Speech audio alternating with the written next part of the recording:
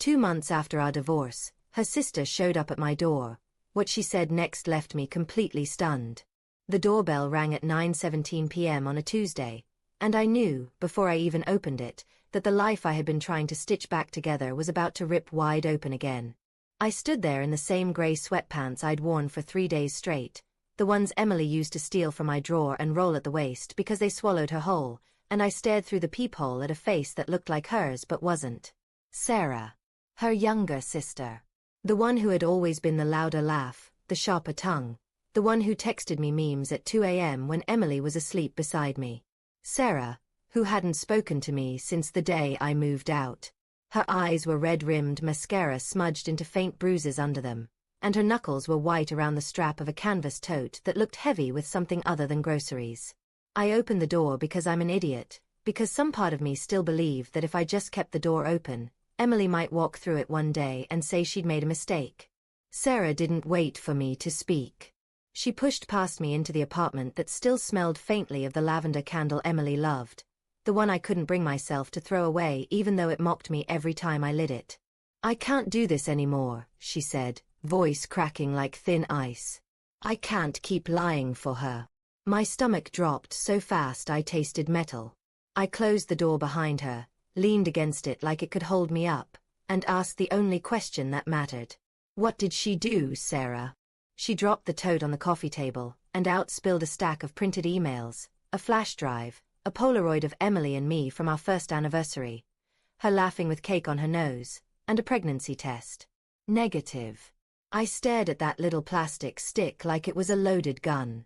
Sarah sank onto the couch, buried her face in her hands, and started talking so fast I had to strain to catch every word. "It wasn't just the affair, Jake. It was never just the affair. She planned it. From the beginning. She wanted out, but she didn't want to be the bad guy. So she set it up so you'd find out in the worst possible way, so you'd be the one to end it, so she could play the victim to Mom and Dad and all her friends." I couldn't breathe. The room tilted. I grabbed the back of the armchair to steady myself, knuckles aching. "Start from the beginning," I said, and my voice sounded like someone else's, someone who hadn't spent the last 8 weeks replaying every fight, every silence, every time Emily came home late smelling like someone else's cologne and swore it was just the bar at the office happy hour. Sarah took a shaky breath. "You remember the trip to Lisbon?" The one she said was a work conference. I nodded. Of course I remembered. I'd driven her to the airport at 4 a.m., kissed her goodbye, told her to text me when she landed. She'd sent a selfie from the gate, sunglasses on, peace sign, caption, "Off to conquer Europe, miss you already." I'd saved it. Still had it. Sarah continued. She wasn't in Lisbon. She was in Asheville with Mark. The whole time. They'd been seeing each other for 6 months by then. She told me everything, Jake. How she met him at that networking event in Charlotte. How he made her feel seen, in a way you never did. Her words, not mine. Sarah's voice broke on the last part, and she looked at me like she was begging me to forgive her for repeating it. I picked up one of the emails. It was dated 3 weeks before I found the texts on her phone, the ones that ended us. Emily to Mark. "He's starting to ask questions. I need to speed this up. Can you be at the lake house this weekend? I'll tell him I'm visiting Sarah." Another one, 2 days later. "I left my necklace in your car on purpose. He'll find it. He always checks the glove box when he borrows my car." My hands shook so badly the paper rattled. I remembered that necklace. A delicate gold chain with a tiny crescent moon. I'd found it tangled in the seatbelt of her SUV, asked her about it, and she'd looked me dead in the eye and said, "Oh, that's Sarah's." She must have left it when I picked her up from the airport. Sarah, who hadn't flown anywhere in a year. I looked at her now, sitting on my couch, and felt something inside me calcify. "You knew," I said. It wasn't a question. Sarah nodded, tears spilling over. "She made me promise. Said if I told you, she'd cut me out of her life. She's my sister, Jake. My only sister. But watching her lie to your face every Sunday dinner, Watching you bring her coffee in bed even after she stopped saying thank you, she choked on a sob. I couldn't do it anymore. I found these in her desk when I was helping her pack for the new apartment. She kept everything. Like trophies. I sat down hard on the floor, back against the couch, and stared at the pregnancy test. Whose was this? I asked, voice barely above a whisper. Sarah wiped her nose with the sleeve of her hoodie. My hoodie actually, the one Emily had stolen and never returned. Hers. From 2 months before you split. She thought she might be pregnant. Wasn't sure if it was yours or his. Took the test in my bathroom while I held her hair back. When it was negative, she cried. Not from relief, Jake. She cried because it would have been easier if it was yours. She could have used it to trap you into staying, or to blame you for leaving. Either way, she wouldn't have to admit what she'd done. I laughed then, a sound like breaking glass. Because of course. Of course Emily had calculated even that. The woman who color-coded our spice rack, who made pros and cons lists for everything from buying a new couch to whether we should get a dog, had turned our marriage into a spreadsheet of exits. I thought of the nights I'd held her while she cried about how stressed she was at work, how I'd rubbed her back and whispered that we'd get through it together. I thought of the way she'd looked at me the morning I moved out, eyes dry, voice calm. I think this is for the best, Jake. We both need space to grow. Space to grow. What a tidy little phrase for. I've been sleeping with my coworker for a year and I'm done pretending. Sarah reached into the tote again and pulled out a small notebook. Emily's. The one she used to jot down grocery lists and appointment reminders. Sarah flipped it open to a page marked with a paperclip. Read this, she said. I took it with fingers that felt numb. Emily's neat, looping handwriting. Timeline. Tell Jay about promotion lie. Plant evidence week of October 15th. Girls trip November 2nd to November 5th. File papers November 20th. Goal. He initiates divorce by December. Keep house in settlement. Emotional leverage. Underneath in smaller letters. If he fights for me, reconsider? The question mark was underlined 3 times. I closed the notebook. Set it on the table like it might explode. She thought I might fight for her, I said. My voice sounded far away. Sarah nodded. She underestimated you. Thought you'd beg. When you didn't, when you just signed the papers and left, she panicked. Started telling everyone you'd been controlling, distant, that you'd pushed her away. But I was there, Jake. I saw you try. God, I saw you try so hard. The room was too quiet.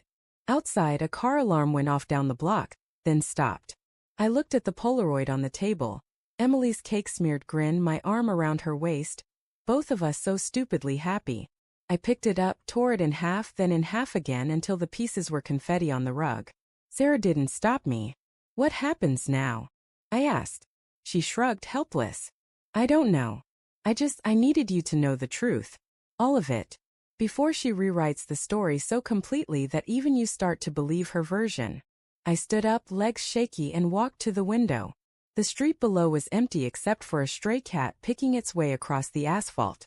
2 months ago, I'd stood in this exact spot watching Emily's taillights disappear after she dropped off the last box of my things. I told myself it was closure. Clean break. Now I understood there's no such thing as clean when someone's been bleeding you out for a year, and you never felt the knife. Sarah's voice came from behind me, soft. She's pregnant now, Jake. For real this time. Marks. She told Mom last week. They're naming it Lily if it's a girl. I closed my eyes. Lily was the name we'd picked out if we ever had a daughter. Emily had whispered it to me one night in bed. Her head on my chest, fingers tracing circles on my skin. Lily Grace, she'd said. After your grandmother. I turned around. Sarah was crying again, silently. I'm so sorry, she whispered. I should have told you sooner. I was scared. But you deserve to know she didn't just leave. She orchestrated every step of your heartbreak. I looked at the wreckage on my coffee table. The emails, the notebook, the negative test, the shredded photo. Evidence of a betrayal so meticulous it felt like performance art. And in the center of it all, that lavender candle flickered, throwing shadows on the wall that looked almost like wings. I picked up the candle, held it for a moment, then blew it out. The scent lingered, cloying and sweet, a ghost of the life I'd thought was real. Sarah stood, slung the empty tote over her shoulder. "I'll go," she said. I needed to give you the truth. Whatever you do with it is up to you." At the door she paused. "For what it's worth, she's not happy, Jake. She thought she would be. But she's not." I didn't answer. Couldn't. After she left, I sat in the dark for a long time, listening to the hum of the refrigerator, the distant wail of a siren. Eventually, I picked up the pieces of the Polaroid, smoothed them out on the table. Emily's smile was fractured now, split down the middle, but still there. Still beautiful. Still a lie. I thought about calling her. About driving to her new apartment and throwing the notebook at her feet, and demanding to know how she could look me in the eye every day and plan my destruction like it was just another Tuesday. But I didn't. Because the truth Sarah had brought me wasn't just about Emily's betrayal. It was about mine. I'd loved a version of her that never existed. I'd built a life on quicksand and called it solid ground. And the most devastating part? Some small, stubborn part of me still wanted to fix it. Still wanted to believe that if I'd just been better, tried harder, noticed sooner, she wouldn't have needed to escape.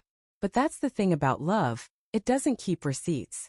It doesn't tally up the nights you stayed up waiting or the mornings you made her favorite pancakes, or the way you learned to fold her laundry exactly the way she liked it. It just asks you to keep showing up, even when the person you're showing up for has already left the building. I gathered the emails, the notebook, the test, the photo fragments, and carried them to the kitchen. Opened the trash can. Hesitated. Then slowly, deliberately, I put them all in a shoebox instead. Taped it shut. Wrote Emily on top in black Sharpie. Not because I wanted to keep her lies, but because I needed to remember that some wounds don't heal clean. Some truths are too jagged to swallow whole. And sometimes the only way to move forward is to carry the weight of what was so you never mistake it for what is. I left the box on the highest shelf in the closet, behind the winter coats I wouldn't need for months. Then I opened the window, let the night air in. And for the first time in 2 months, I didn't light the lavender candle. I didn't need to. The scent of her was finally starting to fade. And the lasting truth I carry now, the one that keeps me awake and keeps me moving, is this: love isn't the lie. The lie is believing that someone else gets to decide your worth. Emily didn't just break my heart. She handed me the pieces and dared me to rebuild something stronger. I'm still working on the blueprint, but I'm doing it alone this time. And that, finally, feels like mercy.